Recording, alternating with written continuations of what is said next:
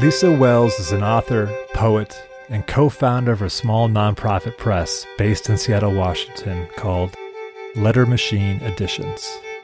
Her latest work is Believers, Making a Life at the End of the World. In Believers, Lisa locates folks who meet the climate catastrophe with a fierce and loving gaze, with their sights on restoring humanity's relationship with the planet as best they can. With a poetic and engaging pen, Lisa continually asks, how then shall we live? In our conversation today, Lisa and I talk about despair and love, trash as the shadow of our culture, doing the best we can, dropping out of high school and joining a wilderness school, and so much more. As always, you can visit Contemplify.com for the show notes on this episode and sign up for the monthly Contemplify non-required reading list. Visit Lisa at lisawellswriter.com or her press at lettermachine.org. Now join me in raising a glass to my guest today, Lisa Wells.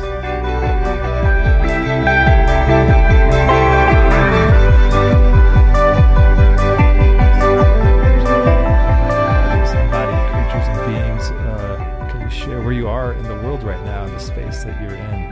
Sure. I live in Seattle, Washington, in the South End, in a little neighborhood called Mount Baker / Columbia City. So it's very close to Lake Washington, which has been one of the great saving graces of the last few years. Oh, yeah. So being in lockdown on a giant lake is not too bad. And that is where most of the nature that I get these days is there. And at this wonderful park down the street called Seward Park, which is a big sort of peninsula into Lake Washington in the middle of Seattle that has no buildings on it. It's just forest. It's not old growth. I think it was cut back in the late 1800s, but they're big trees. And there are osprey and eagles and otters, and it's a really special place. So anyway, that is my region, and right now I'm sitting in the upstairs of our house in a room that I believe appears to be an office, probably to you. It looks very like a cozy office. Yeah, it's my bedroom. But my spouse now practices therapy. He's a poet, but he's trained as a marriage and family therapist as well, and some of the practice is online, and this is where he does it. That's wonderful. I work in bed. that's the dirty truth. I actually write in bed. That's great. Thank you for sharing all that. And hadn't realized, I knew that you were a poet. I didn't know that your spouse was a poet. There's all these things that spark to mind when I think about two poets being in a relationship together. What is it like for two poets to share? Do you share your work with one another? Is it, do you help one another in that way, or are they private things that don't come out until you are completed with the poem? That's a great question. We are it's interesting. I think when we first met, we were both actively writing poems, and then in that time, I was writing this big nonfiction book, which was all-consuming, and then he was writing a novel. So most of our conversations were around this fun, exciting, enlivening challenge of switching genre. Yeah. But to answer your question, we do read each other's works. He's always my first reader, and he's a cheerleader of a reader. So it's great for me. Yeah. I'm always brilliant when he's the one reading it. And then, other people weigh in and they're less excited. It seems like a good first reception, like to bolster the courage and confidence that it takes to absolutely put the pen to paper. I think the hatchet job is sort of overrated, Mm-hmm. I do think it's helpful to have somebody put a cold eye on it at some point, for sure. And I would never turn it down. But I find that getting up the guts to make anything is hard won. So if the person you cohabitate with is like, This is a weak line. First thing out of the gate, You're going back to bed. Yes. Yeah, and it also makes the rest of the day a little rough to Right. cook together. And then it's time to pay clean bills up. and sweep. Yes. Yeah. So this podcast focuses on kindling the examined life or the contemplative life and all the multivocal ways that one can interpret contemplative. And I found your work to be deeply contemplative, the way that you walk and examine questions of how should one live, and especially in this time of planetary challenge and trauma. I think your book welcomes such a wonderful angle about how to approach this. And so in this kind of contemplative spirit, I'm curious, do you consider yourself a contemplative in any way, shape, or form, in any of the definitions that one might use that word? Well, what would really help me is if you gave me some definitions. Uh-oh. I mean, I don't mean to put you on the spot. I just mean, what does it mean to you? How do you describe it to lay folks? Yeah. Well, here's how I describe it today. I'll say that. Because I do enjoy that there's this kind of philosophical tradition of the examined life, of asking oneself, how do my values and my ethics shape the way in which my daily actions take place in the near and long-term future? And then I also, I'm very much drawn to the contemplative streams of the various religions, particularly Christianity and Buddhism, and the ways in which there's this, what I find to be the most life-giving aspects, particularly of Christianity, are these contemplative streams where there's this draw to stillness, discipline, and looking with an unflinching gaze at reality for all that it is, as a corridor to love, and love being something that one is willing to engage in, not just as just as the eros or the romantic, but as in a whole-making process. And to me, that's the best of the tradition that I feel nurtured by. So those are like kind of I would say two off the top of my head about how I would kind of hold those. One from like the philosophical tradition, and then one from the religious spiritual bent. Thank you for that definition. I find that, okay, maybe this is a sort of a cheat, but I spent some of my youth apprenticing to the theater. And one of my teachers was a real devotee of Viola Spolin, who is the originator of these improvisational games that were later taken up by people in the comedy world. And her son was the progenitor of Second City, which is also where SNL and SCT came out of that. But the games themselves are not comedic. They're tools for exploring the range of human experience in the present moment, in relationship with other people. So I didn't have a religious training, and it wasn't a part of the vernacular of my household. So like my relationship to Christianity that, like comes out later in the book, or, indigenous spiritual traditions that, those ways of relating to the world that I talk about in the book, that was all later kind of, and it came through conversation with people. So what I want to say is that as I hear you talk about contemplative practice, I feel like I'm more in touch for a moment with the deep time of my soul or something, like as you describe it to me, I can feel into my feet and sense that I have this whole history since I was a child of every once in a while waking up to the animating force of this world.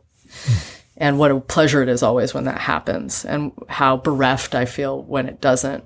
But my orientation is toward the conversation. So in as much as I have any kind of a spiritual belief system, I think I worship the God of other people, or like the kind of reality that becomes available through reciprocity, or that quality of connection. And I think it probably started with those theater games. That's fantastic. I'm so aware of those games from a distance, for friends in improv, or just I just love to laugh, and comedy, of course. I love hearing how that was a doorway into some of those connections.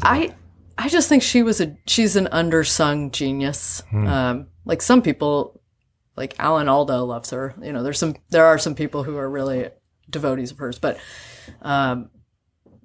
I don't know. I keep pitching a story about how we all need to play these games, and nobody ever wants to take it up. One day somebody will let me write that story. Yeah.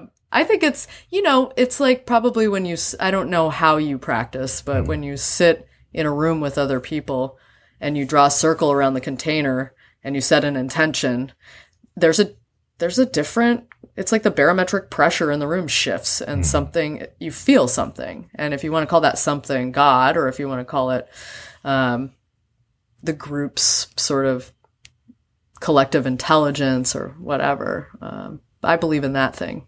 Yeah. Yeah. I think you're naming it. I mean, I've had that experience in a sitting meditation with group. And also I've had that experience like at a concert where there's that something happens. I can't remember who it was. This is like 15-ish years ago. I think it was Wilco. I went there sick, which we would never do now in COVID times, but I went there sick. And I left feeling so much better. And it was because we were singing along. Like there was this, like they were inviting participation. And that there's something about those tides coming back and forth and creating a different kind of vortex, I think. I think it is one of, we don't have a lot of places to sing together beyond concerts. I think it happens in religious communities, but just getting together to sing, I think, has a healing quality. I feel like an old man in our internet day and age where we don't just come together to sing. And I love gatherings like that, whether it is a huge band or just a group of friends, because of what happens when people come together with that kind of generosity. I used to run I used to run an event in Portland in my early 20s at this bar called the Rabbit Hole, which was down in a basement that was part of the Shanghai tunnels of Portland.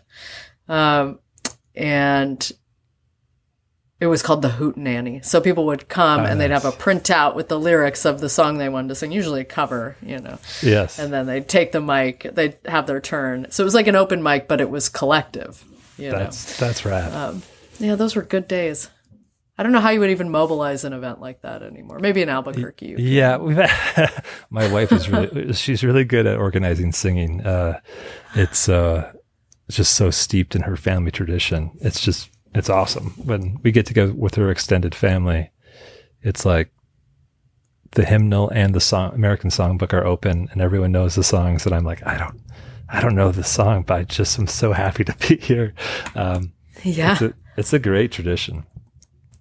Well, I do want to know more about your formation and how you became who you are today, the author of this wonderful book, Believers. So one of my favorite things to ask is, if somebody were to if someone were to teach a course on the formation of Lisa Wells, and there was 3 mandatory readings or works of art or places that formed you that would be on the syllabus, what would those 3 required works be? For today. You can always change it tomorrow. I'm like a classic annoying poetry teacher. I'm going to shoehorn a couple in, if you don't mind. But I'll speak briefly. Yeah. So one, I think, for my political formation, I have to split the ticket and give credit to Ishmael by Daniel Quinn, which is a book I write about in the kind of autobiographical portion, the thread of Believers. And probably a lot of your listeners will be familiar with this book, but yeah, it's perfect for an adolescent, which is not, I don't mean to say that in some backhanded way, like adults can't read it and get something from it. But the premise, the ridiculous premise, is that a man opens the newspaper and sees an ad in the Personals. A teacher seeks student must have earnest desire to save the world. And the teacher ends up being this telepathic gorilla, Ishmael. And they have this Socratic dialogue over the course of the book where he unpacks the myths that the culture has imparted to this unnamed protagonist. So it's very systematic in building its argument and very convincing, I think. But the reason why I say it's great for a kid is because the way you're situated as, this narrator is your proxy because he has no personality and no name. And Ishmael says, perhaps you felt your whole life, I'm paraphrasing here, that there's something just not quite right about the story you've been told. And what person individuating from the family of origin and waking up to sort of the eroding myths that were told, and of course, all kids experience this. Unfortunately, my kid will too. So I just felt seen. And my little buddies also felt seen. And then we dropped out of high school and went to wilderness survival school. And that ends up being a big part of my life and a big part of the book. So that's one. And also, I was listening to a lot of punk rock, and I listened to this band, Propagandy. And they were radical, feminist, vegan punks, anti-civilizationist, So really speedy, poppy punk. But it was like a Bible to me, their lyrics. And they were very heady and intellectual. And then, there's this Mary Karr memoir called Liars Club. And I think when I read that as a young woman, I felt like this is the first time I've read a book that sort of resembles my life. And I didn't grow up in Texas, and my dad didn't work in an oil field. But, there were like a lot of charismatic, well-intentioned, chaotic, drunk adults in my world. And there was a lot of freedom, which generated all kinds of wonderful experiences. And consequently, I think my sister and I became autonomous beings very early in life. And there was also a lot of chaos that, the fallout of which I continue to negotiate in my adult life, Right. But she just handles her own material so deftly, in that you're given whole people in all their complexity and all the paradoxes and all this sort of, almost like in the vein of, she doesn't write like this, but almost in the vein of some kind of terrible fairy tale where in order to have all the gifts of the world, you also have to bear this terrible burden. And that's, to me, that resembles life. So that would definitely be one. And then, of course, the poets. So I would say Allen Ginsberg and Sylvia Plath were the two that I was reading as a teenager at wilderness survival school. Okay. And they were blowing my head open. And that was an incredible, they're very different poets, but on the one hand, you have this woman who's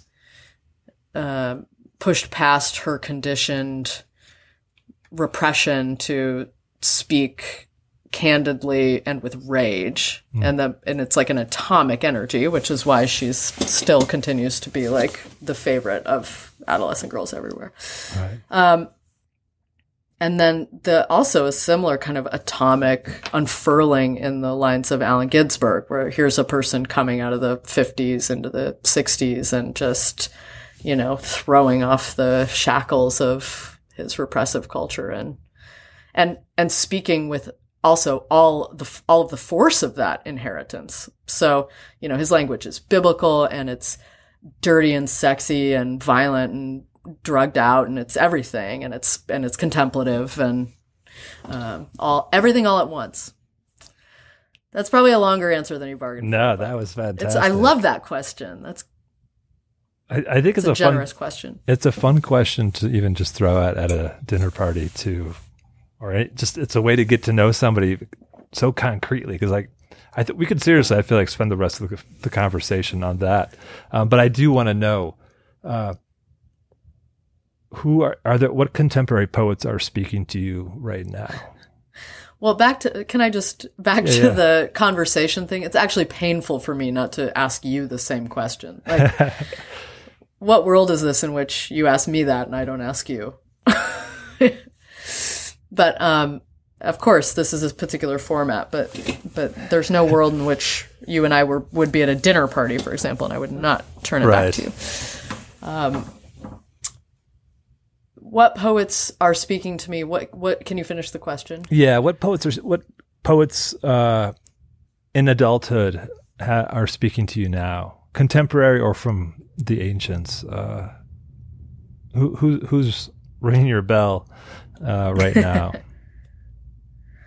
Well, because we just had this big writing conference here in Seattle, I got to hear I run a small press with my spouse called Letter Machine Editions, and we put out kind of odd, unclassifiable books of poems by people who I think are brilliant. But It's a very, very small press. And one of our authors, Jessica Lazar, has been writing work that makes my socks roll up and down. I'm not sure that I even know how to describe it succinctly, but it's not easy work, but it's beautiful. It's unlike anything I've ever read anywhere else. Wow. But this morning I was reading Dennis Johnson's poems, which a lot of people who know Dennis Johnson's books don't know he was a poet first. And he's my favorite poet, probably. Oh, that's fantastic. But he's very much in the, just like in his fiction, he's a person who walks among the people. So, these are poems that take place on Greyhound buses and in dive bars and, all the strangeness and beauty and suffering in the world comes through. That's what I love about poetry. I mean, those are the poets that I am drawn to, where the day-to-day reality of human struggle, trauma, and comedy and joy flow from. I'm excited to hear that you have a press that's beautiful, and I'll be sure to check out. Thanks. Is it said Jessica Lazar? Did I get her name right? Yeah, Laser. Cool. Recommended. I mean, you can probably Google up some video of her reading, which I highly recommend. She was also a theater person in her former life. Nice. And she memorizes, she recites all of her work. So there's, she just has there's a real force when she takes the stage. That's fantastic. The performative element, so I think, could be such a huge draw of when you hear a poem read versus when you read it on the page, which is can be incredible experiences. But sometimes, man, hearing someone read their work, sometimes they don't translate one medium to the next. Yeah, it's true. I am so excited to talk about Believers because I was not expecting to be kind of bowled over by your book, and then the discovery of one of my pals as one of the profiles was also just a fun addition. But I want to ask about the opening epigraph, where you really set the tone for me with there's that question. I should have had the book open and ready to read this, but that line about, do you know what the opposite of love is? Hate, I said. Despair, sister said. Despair is the opposite of love. And it's a remarkable brief passage. I didn't even read it all. But to me, it just tease up the book. And so I want to know for you, why did this feel like an important or the right epigraph to kick off Believers? Well, the preceding line, I believe, if I can do it off the top, I think this is from Charles D'Ambrosio's The Point. I believe she says something. This is a nun talking to a little boy who's having some difficulty at home. She says, "I used to be a lot like you. I lived in a dark little corner of my mind." And so to me, first of all, it's an intriguing idea that despair would be the opposite of love and not hate. But one that makes sense, and I think it's worth exploring in the context of everything else that happens in the book, everything that the book talks about, which is how do you basically be awake to reality and live with it and do something about it, and love your life and be in relationship and all those questions. How do you stop resisting reality, though, is sort of the beginning of that sentence. And despair is enervated. It doesn't act. And love, then, as the opposing force in that sentence, is action. It's, just what you said earlier. It's not a feeling one has. It's at a minimum, it's something one does, or it's a frame for encountering the world. So I think that's why it seemed right. But honestly, I think I chose it because my gut told me that was right and that it would teach me something as I kept working, because I adopted it early on before the book was finished. And I think it kind of echoes all the way down to the end, to the final lines of the book, which, my argument is whatever you want to call the source of life, that probably most of what is keeping you up in the middle of the night and the things that you're getting frustrated about throughout your day, or what you're fighting with people on social media about, or whatever, that all of that energy usurping activity is not the will of life. Doesn't mean don't do it. It just means be able to disambiguate between those two things. Because I think sometimes we get swallowed up by this unmetabolized psychic material that we acquire in childhood when we're powerless. And then that later becomes how we engage things like injustice or desire or fear or whatever. But that there is this, whatever you want to call it, source that wants to create more life and beauty and abundance. And you can serve that. And that's enough, by the way. It's like, it's a lifetime's task to keep in touch with that. Wow. I feel like we could just end the podcast there and that would be enough. Like that sings to the heart of the book for me. When I was reading that, somebody asked me what I was reading. I was trying to explain, and what tripped out of my mouth was like, I'm reading this fierce, badass book on love and relationships between people, yes, but between the planet. And as I was tripping over my words, I think part of what I was trying to say is like, I never felt like you were turning your gaze away from the love affair of life, or also from the abusive nature of humanity on the planet, or towards one another, or to the healing touch of those who risk that vulnerability of trying again, of stepping into it, of leaning into that reframe of that deeper source material, and not just the scroll that's available on the black mirror. How how does that sit with you? When it tripped out of my mouth that I called your book a badass book on love and relationships. Is that? I love that. Okay.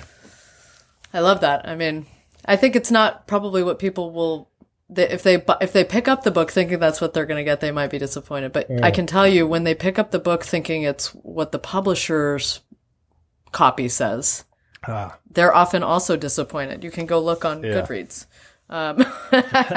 Because, we are sort of, this is the damning aspect of publishing, and hats off to my editor for even acquiring the book, because it doesn't fit neatly into a category, and it's not, here are 101 things you can do to save the planet as written by a famous person who flies a helicopter around,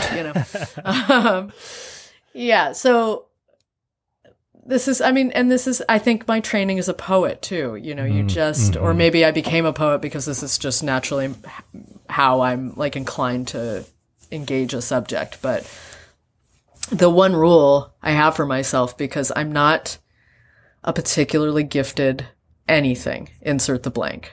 I'm not an especially brilliant person, but I think the one kind of gift I have had throughout my life is an ability to level with people. And I'm not afraid to, sometimes I'm afraid, but that doesn't prevent me from revealing my faults, whether it's pettiness or,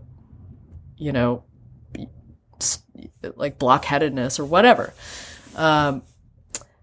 And so the rule I had for myself is that I just wouldn't bullshit people, and it's tempting. Sometimes you just want to finish the chapter, or you just want to, deliver some info without doing the additional step of saying, and this information in a certain light might be suspect, and here's why. Or if we look at it from the vantage of these stakeholders, who, by the way, I disagree with, but nevertheless, they have a right to weigh in here. Here's what they would say. And it becomes a monumental task. But I think, how else are you going to approach the subjects of survival, not just the survival of the planet, but like, I think the only thing that keeps us alive and gives us a sense of meaning is legacy. And so this is heavy, heavy stuff. And if you can't at least bring your humble, no bullshit self to the subject, then you probably should just find something easier to write about. And believe me, I often wished I did. I can imagine. And one of the things I so appreciated about your book too, I found your book very beautiful to read, even when it was difficult. And I think in a time when there's so many works on every single subject, to read something that's beautifully written, where where beauty is considered a part of the education, even on very difficult, hard survival things. It's not that it makes the medicine go down. It was a constant reminder that the tragedy also includes beauty, and it helps me breathe into not looking away, into accepting the what is. And I so appreciated seeing your craft in that. And I also, there's this great cast of characters that you engage with in Believers, and that they're not all easy to relate to or easy to imagine hanging out with. And one of the ways, the way that each person seems so human in your articulation of who they are. And also one of the through lines that I saw in there too, I'd be curious to hear your thoughts on this, because yes, there's the deep sincerity of belief that what they're doing is the right thing to do in the midst of the empire. And then also just there seemed to be a deep grief in each person that they carry, and also the work they're doing is a part of their own healing in that process. Was that true to your experience hanging out with, there's too many to name, but it's such an amazing collective of folks that you engaged with for this book. Was grief? Thank you. Yeah. One of those kind of core tenets? Yeah. I mean, I think you get at it this, which might be one of my favorite compliments. I think it might be my favorite compliment I've gotten about the book is what you just said about the beauty of the sentences, as a reminder, not as a balm or yes, some kind of a trick to, imply harmony or completion or something where there is none. I think probably my bias is that the beauty belongs because the only reason, of course it belongs, because the only reason the tragedy is a tragedy, the only reason we're hurting is it hurts because we love it. If you love the world, it hurts to lose the world or to be in fear for the world. You can't pull the two apart. They're bedmates, and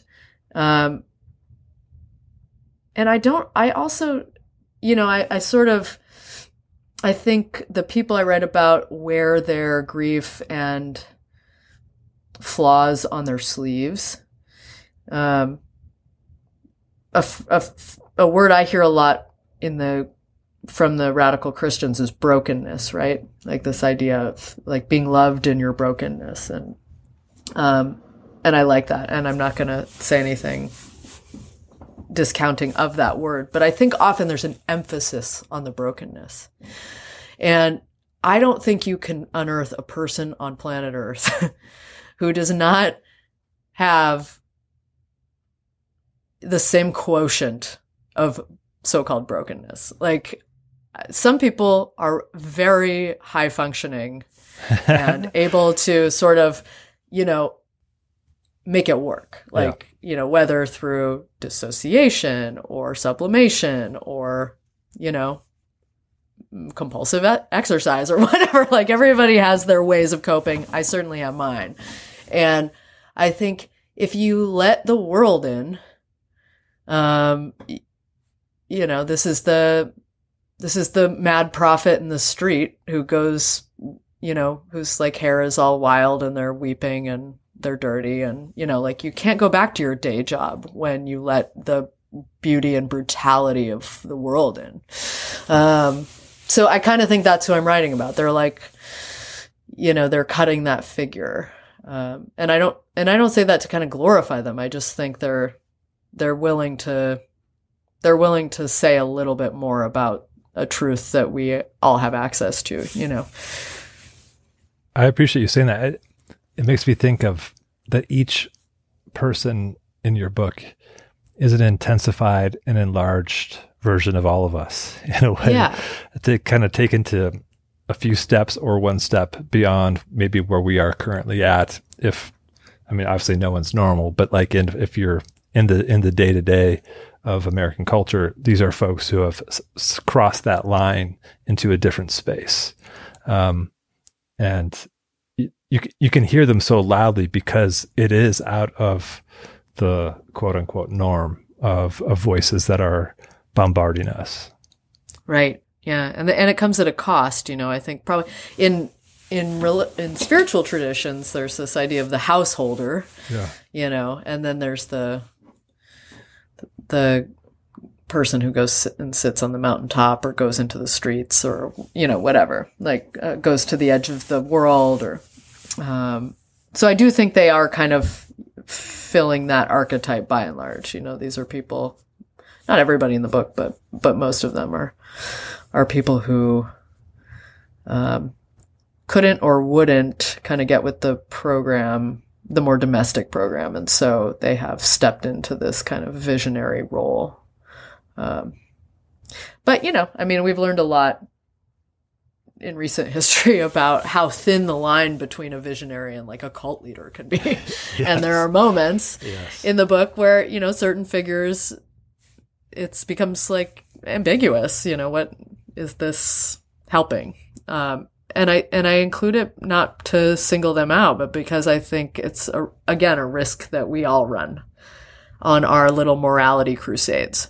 And it's good to check in with yourself sometimes. I think especially when you're feeling particularly innocent or good, you know. Yeah, 100%. Because, you know, if you don't stay in contact with the shadow, which obviously becomes a theme in the book, then it will find a way to make itself known. And it's not typically not violent, you know. Yes.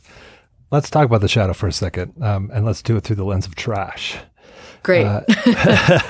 What do you think our personal relationships to trash says about us as individual people? Well, you know, this isn't my idea. I quote this person, and unfortunately I don't have her name on hand, but she wrote a piece about the shadow and trash in that collection that Ched Myers edited on watershed discipleship. So check that out. It's a cool book. But once I read it, I was like, yes, obviously, this is so clear, but it's one of those things that's right in front of your face that you can't see. Her idea, my idea, whatever, we'll marry the two, is that anytime you disappear something by putting it in a black bag and then it goes away, and you know, you put your can out and magically it disappears. Then, and if you walk away from that experience feeling that you are somehow clean, or you've like, you know, dealt with your trash, I mean, literally your trash, then you're participating in this active state of delusion. I mean, it comes on the front end of the supply chain too, you know, like if you think your food comes from a grocery store, then you're deluding yourself, you know? And, I think that most of the time when I go to the grocery store, it takes effort to, I mean, this is a contemplative practice in and of itself, to remember to hold the apple before it goes in the cart and be like, where did this come from? You know, whose hands picked it? Where'd the water come from? You know, where does it go from here? And this was actually built into my training at that wilderness survival school, which, like a lot of kind of cultish experiences, was mutilating in certain respects and profound in others. And one of the beautiful and profound aspects of it was this very thing. We were trained to ask ourselves these questions all the time. Like, when you turn on your faucet, where does the water come from?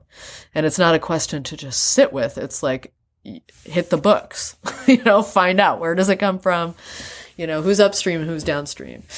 And it reorganizes your being, I think, to be in touch with that.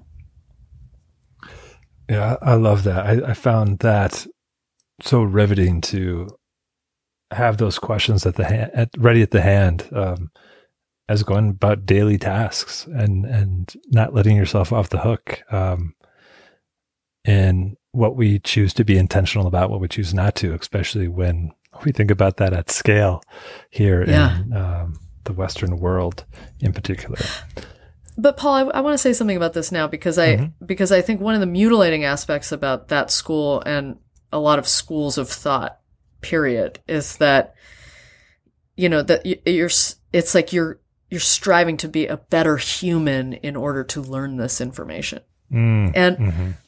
I want to push back on that idea. Like, I don't think you're a bad person because you throw out your trash and don't think about where it goes. I think you are a small, fragile being that has been socialized into a system that, you know, is enormous, and you're doing your best. So the reason to acquire this kind of like apparatus for understanding your world and how you relate to it is it's the same thing as like learning to track animals or, you know, whatever in that chapter of the book. You do it to serve your own pleasure and sense of connection and curiosity, you know. You don't do it because you feel bad. Right. So it's just not worth doing that way, because frankly, if you recycle every stitch and live lightly upon the earth, and it's making you miserable, you're not going to solve the problem of empire all on your lonesome. So, you know, only do it if it feels good. That's, or not if it feels good, but if it feels rewarding, enriching, enlivening, widening, whatever. Yes. No, it's a wonderful clarification addition to what I said, because I could not agree more, that the joy of it is the connection for me from farm to table to refuse to compost to see the cycle of life and recognize my current placement in that cycle. And it's so fun, and you don't know if you don't do it. Like I actually didn't have much contact with that, and like just starting a garden was like just the most fun thing I've ever done. And I wouldn't have known it. I'd be like, oh yeah, I'm sure, right? But it is. But you can't, until your fingers are in the dirt, you don't know. Yes. That's my daughter today was just saying, she's like, yeah, I don't really like vegetables unless I pull them out of the earth myself. I was like, oh my God, she's awesome. Yeah. It's like, that is a cool thing. I didn't expect that to come out of your mouth today. So she's your guru. Yeah, pretty much. Yeah. I could go on about how she is my guru, but I will stop before I spend the next few minutes doing that.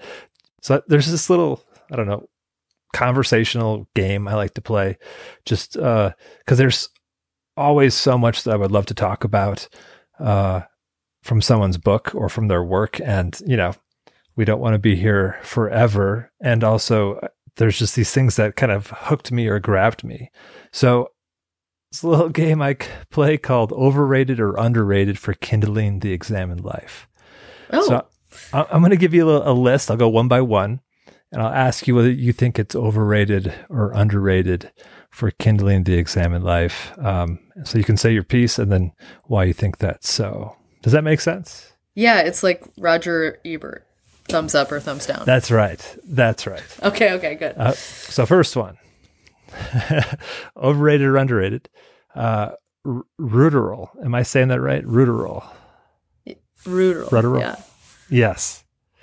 The word itself. Tell me about that word. Is it overrated or underrated for kindling the examined life? Oh, interesting.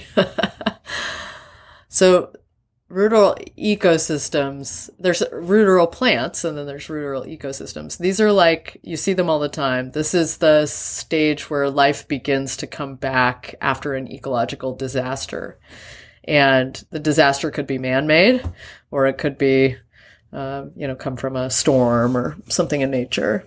And so you often see these landscapes next to train tracks or, Superfund sites or on roadsides.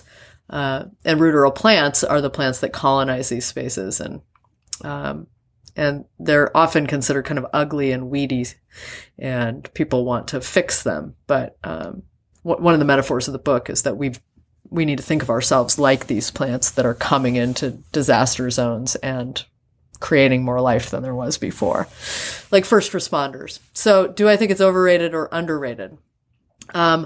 I think Latinate terms are overrated in general, but I think this concept is underrated when it comes to our approach to healing the land, because to me, it's just of the right scale. And here's why, because there's this idea of achieving purity, which is an inherited idea that's very destructive on the landscape. And then, or the binary is like the destruction wrought by cities. And the ruderal beings are like, look, your lifetime's short. You're probably not going to create this pristine landscape that you dream of. So how about just fix some nitrogen and give some food to bees?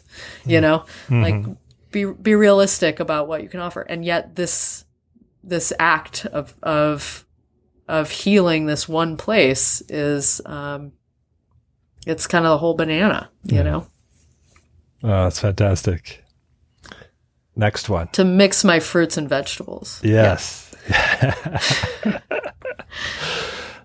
Our next one is for overrated or underrated for kindling the examined life. Hanging out with Phoenicia Madrano. Yeah.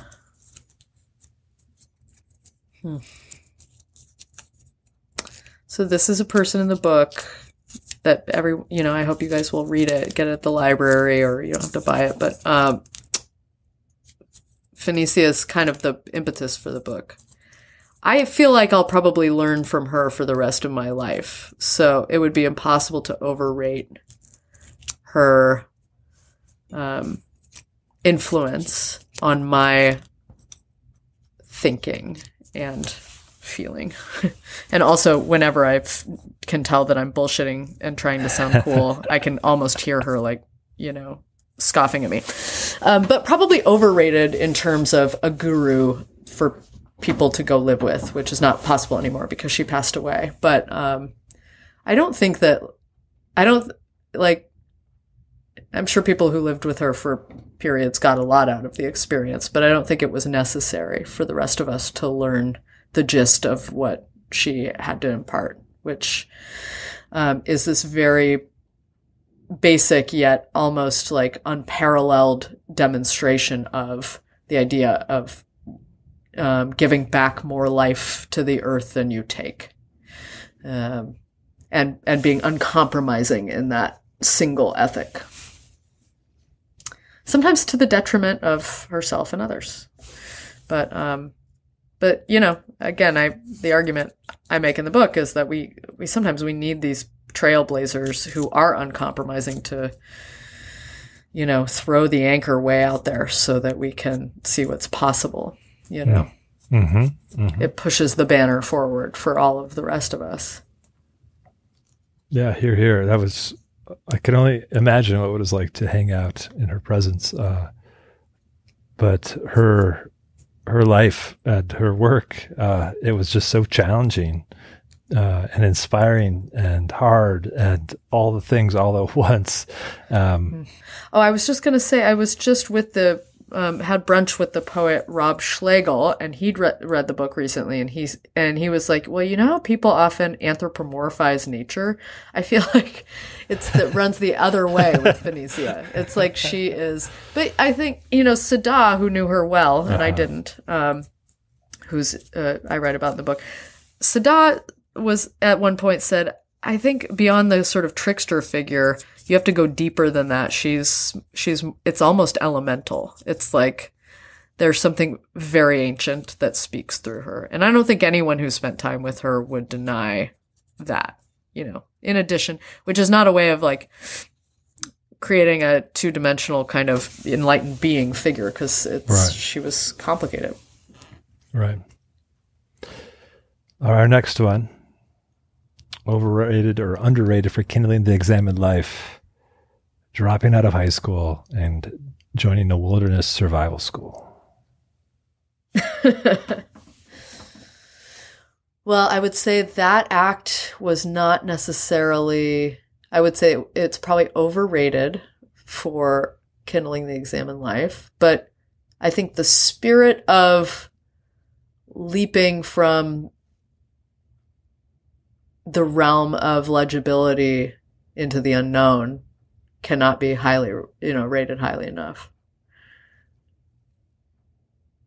And that doesn't have to be the geographic cure. It doesn't have to be like, I'm going to leave my life and go stick out my thumb and ride the rails or whatever. It can just be, I'm going to leap from the legibility of like this threadbare personality that I've been walking around inside, and try something that feels truer to me, Yeah, that was remarkable to read just that experience because of just the risk involved and just where you were in life and the experience of it and the totality of what felt like as a reader, inspiration, confusion, and just that, again, I think this is a part of the wonderful joy of believers is the unexplainability of trying to take one piece of a chapter or one piece of the book, because it is so intertwined into the complexity of human life. But for that particular segment, just putting my own high school self in that scene, I could feel some kinship in that. And then also Wow, Lisa actually did it though. Like you leaped in that direction. It was remarkable to read with my high school self in mind. Yeah, thanks. I feel like it's one of those things that you kind of, especially once you get into the, academy. When I did my graduate degree, I was older than most people, but I went to Iowa, and it attracts a lot of Ivy Leaguers. Yes. And so there's a kind of cultural cachet to having been a poor white trash high school dropout. But the reality is, it wasn't, if I'm honest, I don't know that it was such a brave choice at the time, because the world I was coming up in was not a place of rules and regulations. And it's like we didn't sit down to dinner and Dad didn't express disappointment or something. My parents were divorced. My mom was a single mother working all the time. And I was essentially a liberated adult by the age of 14. So if it stressed her out, she didn't make much of a to-do about it. I think it was almost like I was just going where gravity was already leading me. Yeah. That makes sense. Okay, here's our last one for overrated or underrated. The wound is where the light enters. That quote from Rumi. Overrated or underrated for kindling the examined life?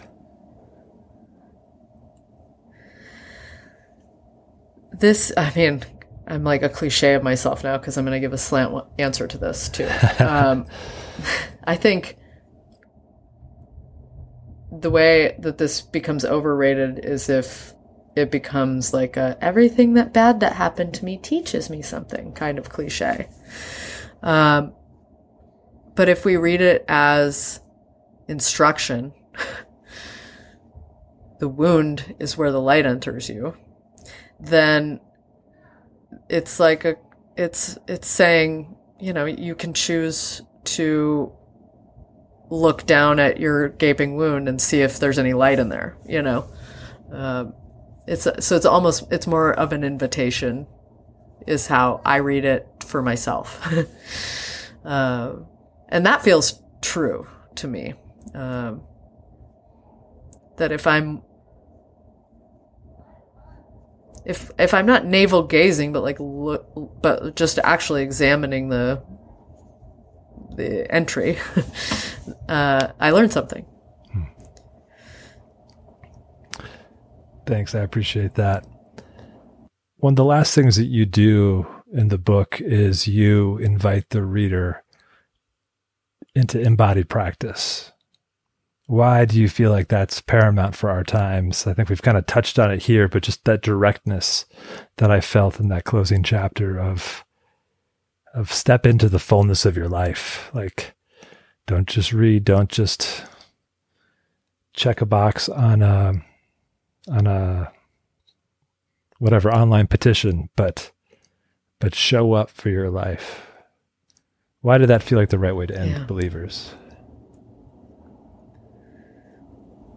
Well, I think all of life's gifts are to be found in the real world. I know people get irritated, like there's this sort of caricature of the Luddite, and it's not like I don't look at screens all day long, but to me, it's not where the possibility of life is located. Mm-hmm. To me, it's located in the space between bodies, in engaging with the same place over and over again in different kinds of weathers and watching the change. But I think one of the reasons we resist it is because it forces you to be smaller in a way. And by that I mean, when you're in the screen world, there's part of what makes us so depressed when we're in the screen world is there's this sense that you're like plugged into all of life's possibility, and yet you're not really making contact with it. there's a impoverished quality to the engagement. And part of what makes it so addictive is if you step away from it, you feel like you're stepping away from the entire world. But when you actually turn toward the real world, it demands a kind of a different quality of attention, demands a different kind of level of attention that slows things down. It makes you pay attention to things that might have seemed insignificant before. And to me, this is like the proper position for a human being. And if you can kind of push through the detox phase, then there's a great clarity that takes hold. But at first you might feel bored or anxious, or like your mind is skittering around, or you don't really know what you're doing there, in the garden or in the woods or whatever. But there is a different kind of clarity that comes through if you hang in there. It sort of reminds me actually of some of the ways that I've heard people talk about love when they're heartbroken, or when they're looking for their partner and they can't find them. There's this kind of Hollywood idea of what a relationship is. And one of the reasons why I think it's so hard to relinquish it is because it seems so big, and you don't want to settle for something small and quotidian. And, the sort of, once the initial flush of excitement wears off and you're just left with another person who has to brush their teeth and like get sick and whatever. Yeah. Why does that become disappointing? Why do we have such a resistance to reality in that way? And I think it's because for many of us, if we've been malnourished for so long when it comes to intimacy, in our filial, our family relationships, that when we turn toward the other in adulthood, it's like we don't have anything to go on. So we're like, shouldn't you be like on bended knee with some roses or some shit I saw in a Hollywood movie one time,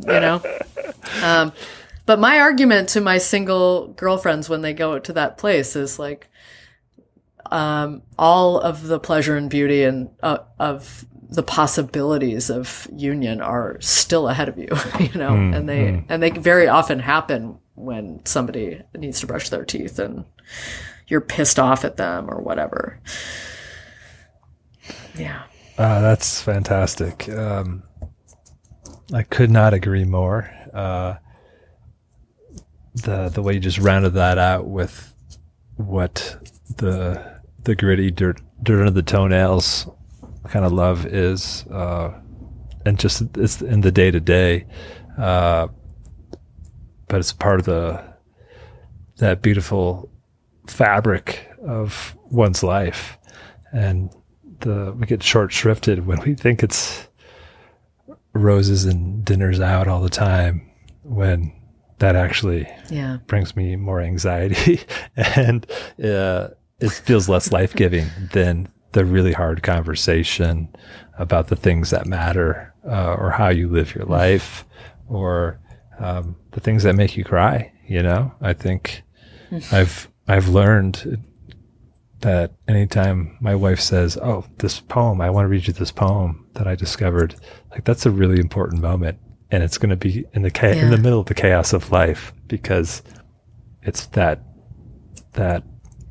brush of something unseeable and unspeakable has captured, and she wants to share it, and I want to do the same. But that's also in the middle of getting pasta for the kids and trying to get laundry in. That to me is it's the heartbeat of it. And Lisa, I always like to close these conversations by asking the guest, if you're going to pair our conversation with a drink, anything from water to whiskey, to keep us embodied, what would be your drink of choice for this conversation? What do you like to drink? What do I like to? I'm a big beverage fan. So you are? Yeah. Oh, you like all kinds? I like all kinds. I had a coffee whiskey yesterday that I did not think I was going to like, but it paired well with a play date my daughter's having with her friend, and me and my friend were able to sit back and just sip on this coffee liqueur for a while, and that sounds good to me. That threw me off. I think maybe a whiskey and a campfire. Nice. Can we throw a campfire into the pairing? I like that. I like that. Paul, the shame of this conversation is how one-sided it has been. I think it would be just great to reprise in real life for no one's benefit but our own. That sounds fantastic. Thank you for listening to Contemplify. May it refresh you and be a contemplative refuge. And perhaps maybe a moment or two will walk with you along the rest of your day. You can slide over to contemplify.com to find the show notes for this episode, including links to the resources mentioned in this conversation. And while you're there, you can also sign up for the monthly Contemplify non-required reading list, which I tee up with a contemplative musing, then reflect on a few books that have come across my desk, and wink at the art and articles stilling my soul. If you're enjoying Contemplify, please rate and review it on your podcast player. The internet's a huge place. This helps spread the contemplative cheer. The theme song for Contemplify is called Langside by Charles Enns and Darren Hovius. Fellas, thanks as always. For Season 4 of Contemplify, I want to offer a nod. This is not an ad, but a nod of appreciation. This nod goes out to the Center for Spiritual Imagination. The Center for Spiritual Imagination exists to deepen and enrich human relationships with God, self, and neighbor in new and ancient ways. I can say with certainty that some of you listening, the offerings from the Center for Spiritual Imagination are exactly what you have been longing for. Check it out at spiritualimagination.org. And as always, I'm looking forward to bringing you more musings and more conversations with contemplatives in the world here in the near future. Until then, be well.